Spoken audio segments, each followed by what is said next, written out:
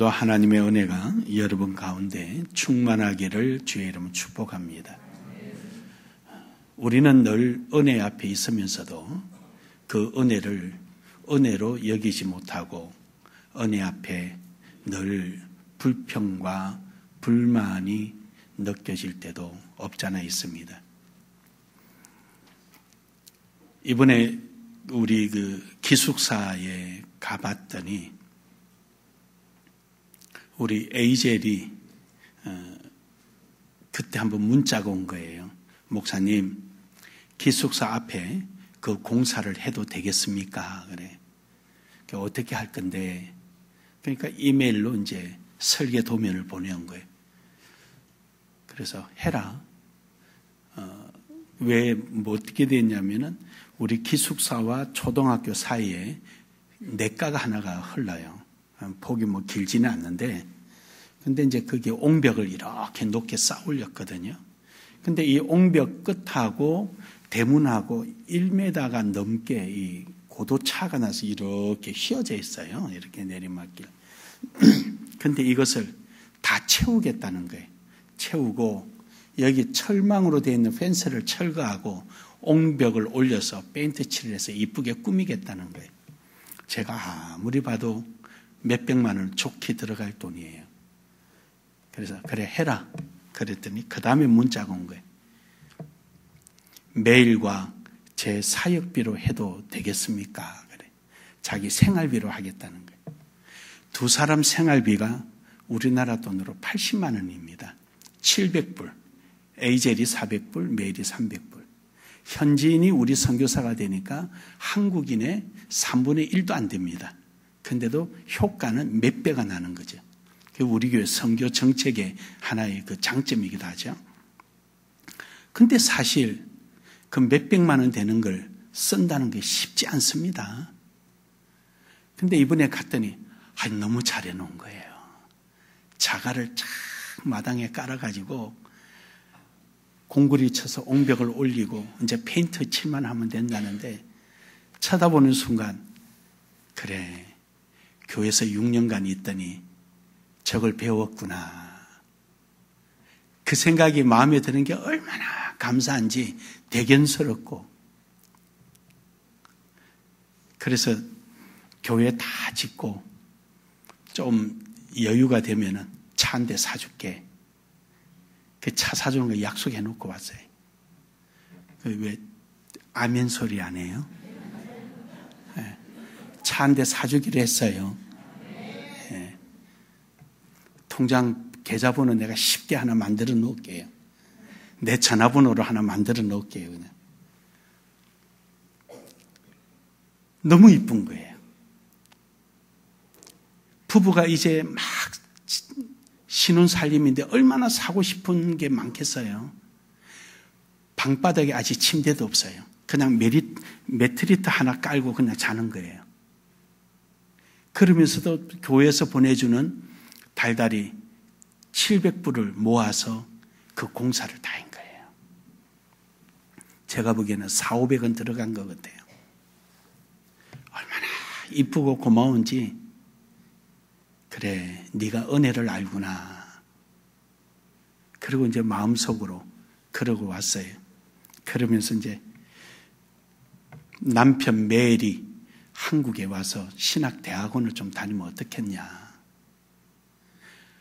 당황하는 거예요. 당황하는 거 보고 이놈 자식이 결혼 생활에 재밌는 모양이다. 남편 빼간다 그러니까. 근데 어제 문자가 왔어요. 하나님 뜻이면 순종하겠습니다.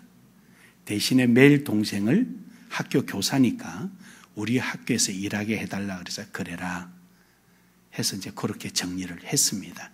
이제 매일이 다시 우리 교회 와서 3년간 신학대학원을 다녀서 또 필리핀 가서 강의를 하도록 할 계획입니다. 어쨌든 우리가 은혜라는 것을 알면서도 이 은혜 앞에서 우리는 무엇을 생각하며 무엇을 위하여 사느냐라는 것입니다. 우리는 은혜 앞에서 우리가 가져야 될 것은 적극적인 은혜에 대한 응답이 있어야 하는 겁니다. 오늘 여기 본문 말씀은요, 이사야라는 선지자가 이사야서를 기록하면서 66장입니다. 근데 1장에서 39장까지는 자기가 살아있으면서 체험했던 것을 기록하고요. 40장부터 66장까지는 앞으로 일어날 일에 대해서 예언한 내용입니다. 또 1장에서 39장까지는요.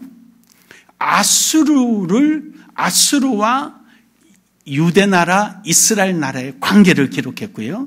40장부터 66장까지는 이스라엘과 유다와 바벨론의 관계를 기록했어요. 1장부터 39장은 이스라엘이 아수르에 멸망당하고 유다는 히스기야 왕 때 아수르를 이긴 사건을 기록했다면은 40장부터 66장까지는 이스라엘이나 유다가 바벨론의 포로가 되어서 귀환하는, 포로에서 해방되는 내용을 기록했습니다. 그러는 중에 32장에서는요, 앞으로 하나님께서 통치할 메시아의 출현에 대해서 설명을 합니다. 그런데 메시아가 출현하기까지 이들이 정당하지 못하고 바르지 못하고 허랑망탕하고 하나님의 은혜를 깨닫지 못하고 지 마음대로 살아가는 9절부터의 망할 수밖에 없는 이유를 기록해놨습니다. 그런데 은혜 받은 사람은 어떤 사람이냐는 것을 딱 한 줄을 기록했는데 그것이 바로 8절의 말씀입니다. 은혜를 받은 사람, 은혜 앞에 있는 사람은 어떤 사람이 되느냐? 첫 번째로 자발적으로 헌신하는 사람, 자발적으로. 오늘 여기 8절에 보면 존귀한 자는 존귀한 일을, 여기서 앞에 존귀한 자라는 말과 뒤에 나오는 존귀한 일하고는 의미가 다릅니다. 죄송합니다. 용서하십시오. 그 앞에의 존귀한이란 말은 히브리어로 나디브라는 거예요. 나디브. 나디브라는 말은 무슨 말이냐면요,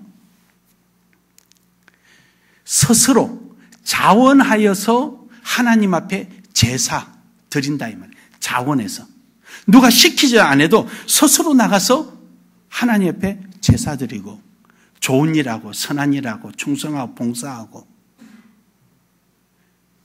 자발적으로 하는, 이게 이제 자발적으로 행한다 이런 뜻이에요. 그래서 형용사적으로 볼 때는 자발적으로 행한다, 이런 자발적으로 행하는 모습을 그렇게 이제 나디브라고 이제 표현을 하죠. 근데 이것이 이제 명사로 표현이 될 때는 어떻게 하느냐? 하나님 앞에 자발적으로 제사하는 자, 하나님 앞에 예배하는 자. 예배해라 해서 억지로 하는 게 아니라 자발적으로 가서 예배하고 자발적으로 행하는 자. 하나님 은혜 앞에 스스로 자발적으로 충성하고 봉사하는 자. 이 사람을 나디브라고 이야기하는 거예요. 그렇습니다, 여러분. 우리가 하나님의 은혜를 입은 사람은요, 그 은혜가 너무너무 감사하고 기뻐서 누가 요구해서가 아니라 자원하는 마음으로 하나님 앞에 예배하고 자원하는 마음으로 충성하고 자원하는 마음으로 헌신하는 것입니다. 이것이 바로 진정한 은혜 받은 자의 모습입니다. 은혜 받은 사람은 내 조건에 맞추려고 하지 않습니다. 내 뜻대로 요구하지 않습니다. 은혜 받은 사람은 어찌하든지 하나님께 어떻게 하면 영광이 되는가 거기에 맞추는 것입니다. 전주에 깡통교회라고 여러분 잘 아는 안디옥 교회가 있습니다. 우리 교단은 아니지만 30몇 년 전부터 거기는 선교를 하면서 교인들이 교회 올 때마다 손에 깡통, 병, 폐지 이걸 들고 오는 거예요. 교회는 콘센트 막사, 군인들 일에 사용하는 그런 거로 두고, 왜 그걸 들고 오냐면은 그걸 팔아서 선교비를 쓰는 거예요. 그 당시만 해도 교회 오면은 요구르트 하나, 사탕 하나 주는 게 통상적인 관례였습니다. 요즘 말하면 좀 고급스러워졌지만 어쨌든 이런 간식을 주었는데 그 교회는 간식을 주지 않았습니다. 그 당시 그 아이들은 너 그 교회 간식 뭐 주냐라고 물으면 우리는 선교한다라고 대답을 했다 그래요. 그래서 그 교회가 선교사와 목회자가 많이 배출됐답니다. 저는 우리 교회도 유치부, 초등부 이름으로 선교사가 파송되고 학생부 이름으로 선교사가 파송됐으면 좋겠습니다. 그래서 이제 교회 이전하면은 유치부, 초등부, 학생부, 청년부에서 나오는 헌금은 전부 다 선교헌금으로 통장을 만들어서 각기 거기에 입금을 시켜서 그 돈으로 선교사를 파송했으면 좋겠습니다. 벌써 아이들의 마음속에 꿈이 다르고요. 신앙의 패러다임이 다릅니다. 교회 와서 빵 한 조각 먹는 게 문제가 아니라 오늘도 나의 예배를 통하고 오늘도 내가 하나님 앞에 드려지는 자발적인 이 헌금을 통하여서 필리핀에 교회가 세워지고 복음이 전파되어진다는 그 꿈과 소망이 우리 아이들의 신앙에 얼마나 큰 역할을 하겠습니까? 에너지가 되고 동력이 되고 능력이 될 것입니다. 꿈과 소망이 벌써 달라지는 거예요, 아이들이. 우리는 한국 선교사를 파송하는 게 아니라 현지의 선교사가 있기 때문에 우리는 다른 교회보다는 경비가 훨씬 작게 들고 효과는 몇 배나 일어납니다. 우리 아이들이 하는 헌금, 그리고 각자 자기 유치부면 유치부실, 주일학교는 주일학교실, 학생부실, 청년부실, 전부 다 자기 거기에 후원하는 선교사 사진을 걸고 소식을 받고 이를 위해서 합심해서 기도하고 방학 때 한번 그 지역을 가보고 할렐루야, 할렐루야. 이런 교회가 정말로 선교하는 교회 아니겠습니까? 은혜 앞에 서 있는 우리는 자발적으로 하나님 앞에 충성, 봉사, 헌신하는 교회. 은혜 앞에 있는 우리 나눔의 교회가 되기를 주의 이름으로 축복합니다. 축복합니다. 여러분, 은혜 앞에서 자발적이고 헌신적이며 충성 봉사하는 하나님 앞에 귀한 일꾼들 되기를 주의 이름으로 축복합니다. 축복합니다. 두 번째로, 존귀한 자는요, 오늘 여기 말씀해 보니까 그럽니다. 존귀한 일을 계획하나니. 뒤에 나오는 존귀는 네디바라는 뜻입니다. 네디바. 이 네디바는요, 거룩한 일, 이 일 자체를 의미하는 겁니다. 거룩한 일.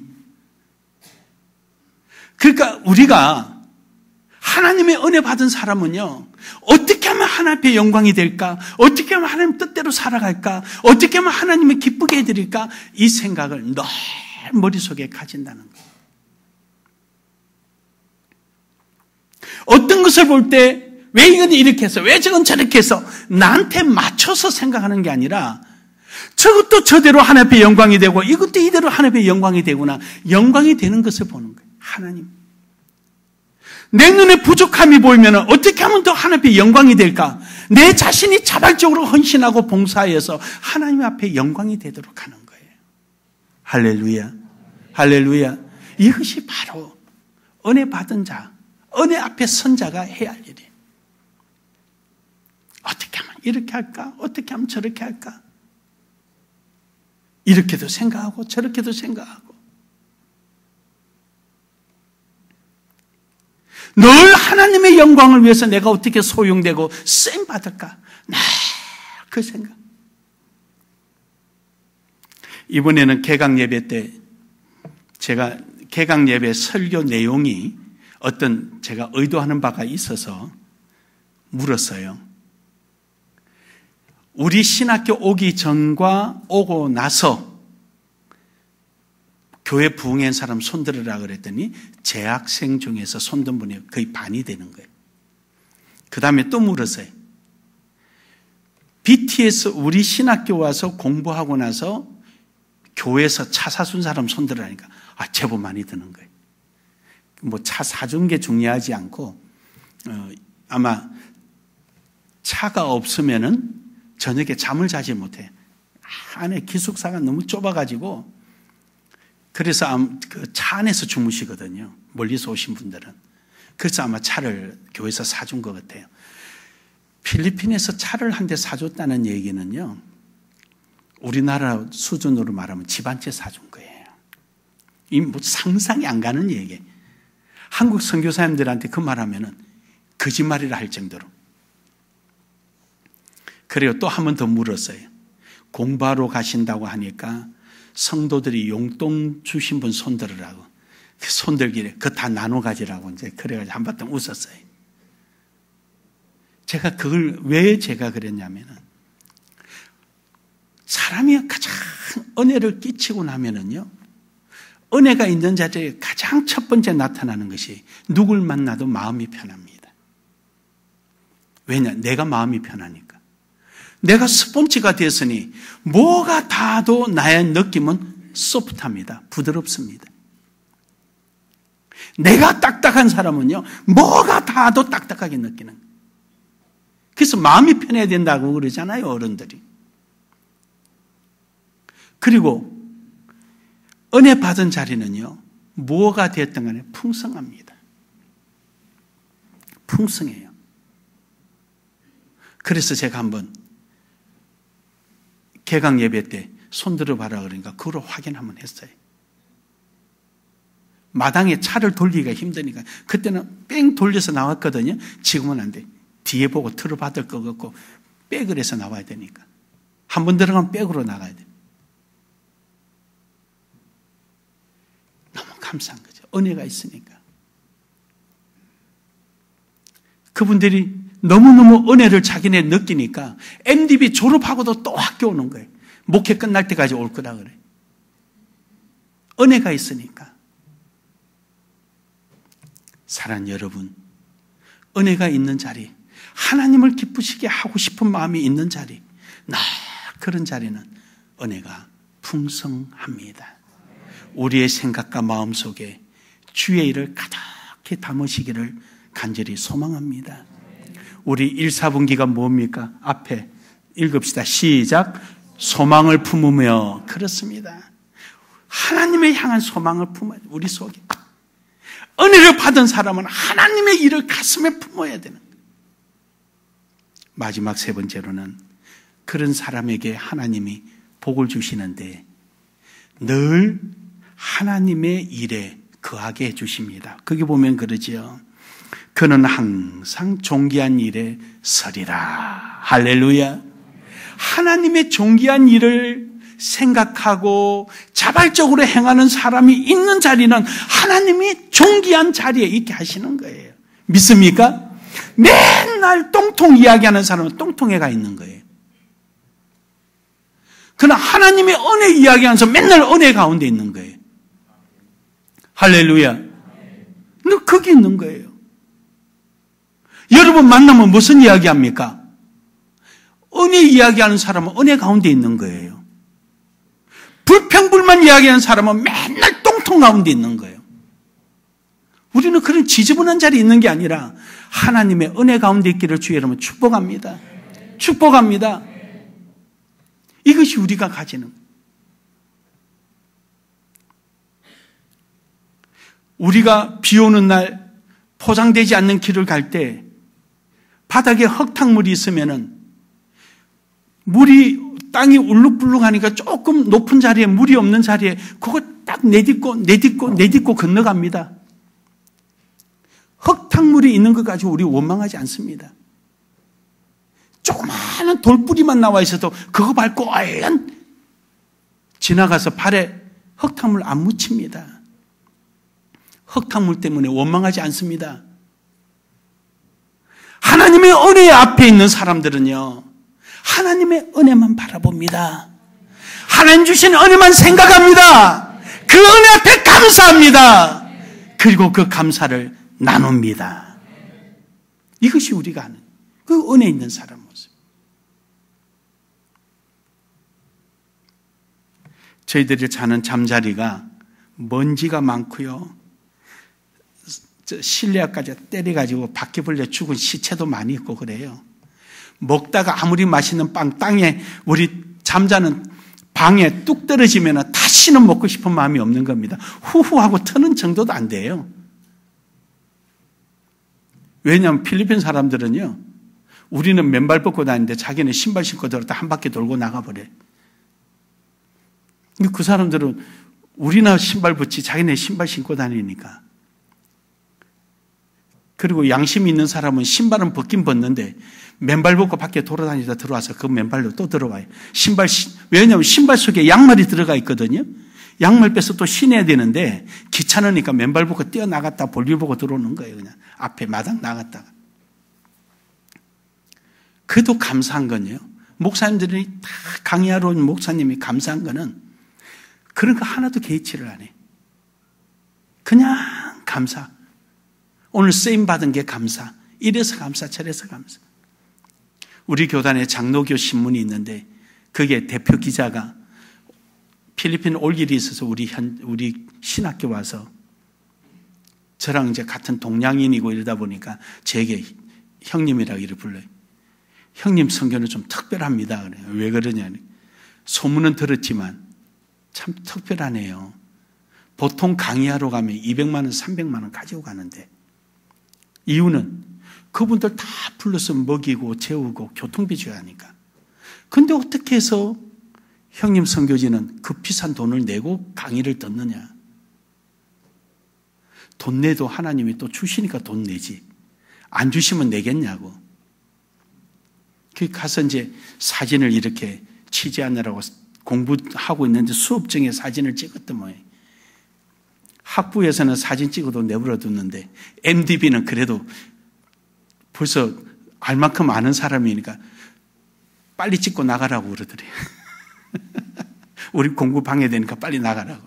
MDB에서 그래서 쫓겨났다고 이야기를 하더라고요. 그렇습니다, 여러분. 우리가 은혜 받은 사람은요, 그 자리가 먼지 구덩이도 은혜고요. 어떤 자리가 돼도 은혜입니다.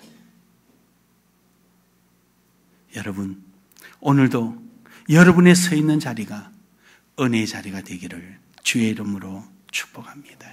축복합니다. 결론적으로 말씀드리면요. 오늘 이사야 선지자는 이스라엘 백성들에게 그럽니다. 너희가 하나님을 받은 은혜가 얼마나 크냐. 그 은혜를 기억하라. 그리고 아수르에게 도움을 청하지 말고 하나님 앞에 구해라. 랍사게가 와서 유다를 그렇게 유혹하고 너희는 죽는다, 아수르에 너희는 죽는다 했을 때 히스기야가 하나님 앞에 기도하였더니 바로 그 유다 땅 그 자리가 위협으로부터 받던 그 자리가 은혜의 자리가 되었습니다. 오늘 여러분과 제 삶도 오직 하나님 한 분만 바라보고 주님 주시는 은혜 앞에서 자발적이고 충성되이 은혜에 응답하며 은혜를 생각하고 은혜의 자리에 영원히 있기를 간절히 소원합니다. 소원합니다. 우리 한번 인사합시다. 은혜 앞에 섭시다. 은혜를 누립시다. 참으로 감사하신 하나님, 귀한 말씀